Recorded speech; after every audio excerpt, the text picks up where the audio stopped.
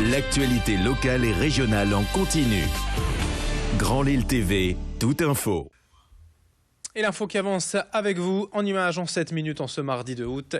C'est cette nouvelle édition tout de suite à suivre, préparée par l'ensemble de la rédaction avec d'abord quelques rapides prévisions météo. Un temps bien plus maussade et humide prévu aujourd'hui. Les perturbations nuageuses vont s'enchaîner avec plusieurs averses également prévues tout au long de la journée. Les températures, elles forcément, sont en baisse. À peine 20 degrés de prévu pour les maximales aujourd'hui. La météo, c'est d'ailleurs le premier sujet en images de ce journal en ce 2 août. Le mois de juillet vient à peine de se terminer. Et le premier constat, c'est ce contraste évident par rapport au mois de juin qui fut très humide. Juillet a en fait établi un averse, un nouveau record. Sans pluie, on n'avait pas vécu un tel mois aussi sec dans la région depuis juillet 99. La normale des précipitations se trouve habituellement pour cette période à environ 70 millilitres. Or, le département du Nord n'a enregistré que la moitié de ces précipitations en juillet et à peine un tiers pour le Pas-de-Calais. Alors, à quoi peut-on s'attendre tout de même pour ce mois d'août ? Bis repetita ou non ? Nous avons posé la question à Barbara Dugardin, prévisionniste à Météo France. Ses explications au micro de Marine Kijek. Pour le mois d'août, déjà, on va commencer ce 1er août avec un temps qui est plutôt assez clément, avec un temps nuageux et éclairci. Un temps sec aussi, puisque ça va faire quand même quelques jours où on a toujours un petit peu de précipitation. Des températures qui seront dans la normale. Par contre, ce sera vraiment que le tout début de ce mois d'août, puisque après, ça va de nouveau se dégrader. En fait, on va être sous l'influence de ce système dépressionnaire et qui va toujours continuellement ramener de l'humidité sur la région Nord-Pas-de-Calais.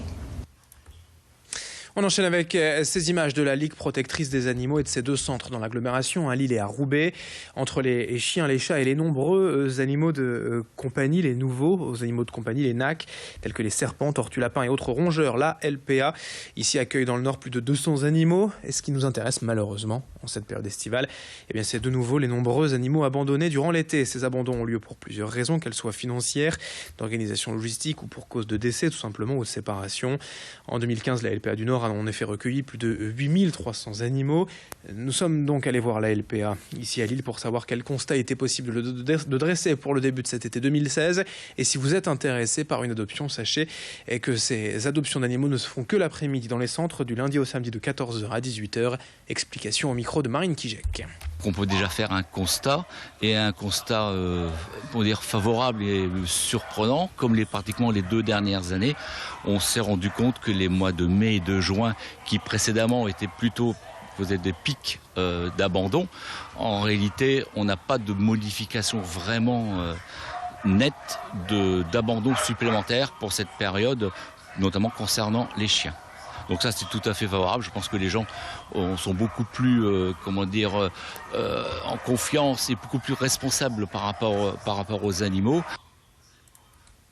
Autre information en images, en bref, le syndicat des médecins et l'assurance maladie ont conclu la semaine dernière leur négociation pour valider la fameuse hausse de tarif de 2 € chez le généraliste, passant donc de 23 à 25 € la consultation. Les médecins demandaient même un passage à 30 €, mais la Sécu a refusé, car cette hausse du tarif obligerait les mutuelles et les patients à mettre la main à la poche.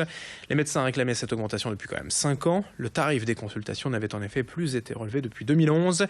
L'accord doit encore être validé par l'ensemble des syndicats. Et au total, cette nouvelle mesure devrait coûter d'ici 2019 la somme de 960 millions d'euros à la Sécu, mais cela devrait aussi permettre aux médecins de passer plus de temps avec leurs patients, moins de patients par jour, puisque la consultation sera plus élevée. On écoutera tout à l'heure un médecin d'ailleurs à ce sujet. On enchaîne avec le grand angle de la rédaction. Dans ce journal, le portrait de 2 jeunes créatrices d'entreprise, Marie et Audrey, toutes 2 salariées de la Redoute et conceptrices de bijoux sur leur temps libre. En mars 2015, elles ont tout quitté pour créer leur marque. Elles se disent dealeuses de sourires. Ce sont de vilaines filles. Portrait signé Brio Gorchi. En mars 2015, Marie et Audrey ont créé leur gamme de prêt-à-porter. Décalée, presque loufoque, mais proche de ses clients, la marque est à leur image et fait le bonheur de ses nombreux acheteurs. Donc là, en fait, j'ai une commande de Caroline. Donc, je lui ai préparé son mug, donc bien emballé dans un joli papier rose. Et puis, à cela, en fait, les vilaines filles ajoutent une petite pochette surprise. En général, on sait que les vilaines filles adorent les bonbons. Et qu'elles font régime après, bien évidemment, mais qu'elles s'empiffrent de bonbons. Et ça, c'est hyper important pour nous. C'est un petit mot à la main pour la remercier, en fait, d'avoir passé commande chez les vilaines filles. Depuis 3 ans, elles travaillaient à domicile et vendaient leur collection sur Internet. Mais pour ces anciennes salariées de la Redoute, tout s'est enchaîné très vite. Il y a maintenant plus d'1 an, la Redoute nous a annoncé un plan de départ volontaire. Donc s'offraient à nous 2 options. La première, c'était de rester à la Redoute. Et la deuxième, c'était de passer à la vitesse supérieure avec les Vilaines Filles et de développer la gamme, de faire monter la marque et d'en faire quelque chose de grande ampleur. Et on a choisi l'option 2 très rapidement.